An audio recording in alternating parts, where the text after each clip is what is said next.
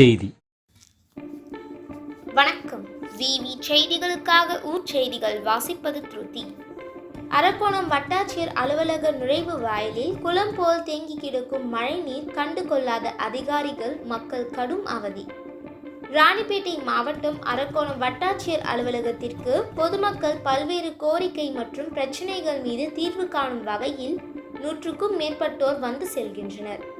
அதேபோல் வட்டாட்சியர் அலுவலக வளாகத்தில் சார்பு கருவூலம், கிராமிய காவல் நிலையம் உள்ளிட்ட அரசு அலுவலகங்களும் செயல்பட்டு வருவதால் அதிக அளவில் இந்த அலுவலகத்திற்கு முதியோர்கள், மாற்றுத்திறனாளிகள், பெண்கள், பொதுமக்கள் என பலரும் புழங்கும் இடமாக திகழ்கிறது.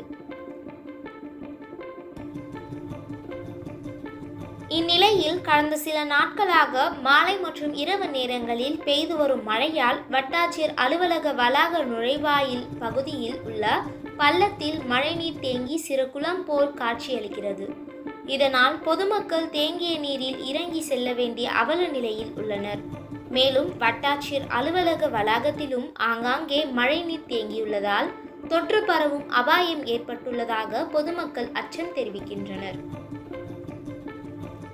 நாள்தோறும் இவ்வழியாகவே வந்து செல்லும் அதிகாரிகள் இனியாவது பொதுமக்களின் நலன் கருதி ஆங்காங்கே தேங்கியுள்ள மழைநீரை அகற்றி நோய் தொற்று ஏற்படும் என்ற அச்சத்தில் உள்ள பொதுமக்களுக்கு அச்சத்தை போக்க வேண்டும் என பொதுமக்கள் அரசு அதிகாரிகளுக்கு கோரிக்கை வைக்கின்றனர்.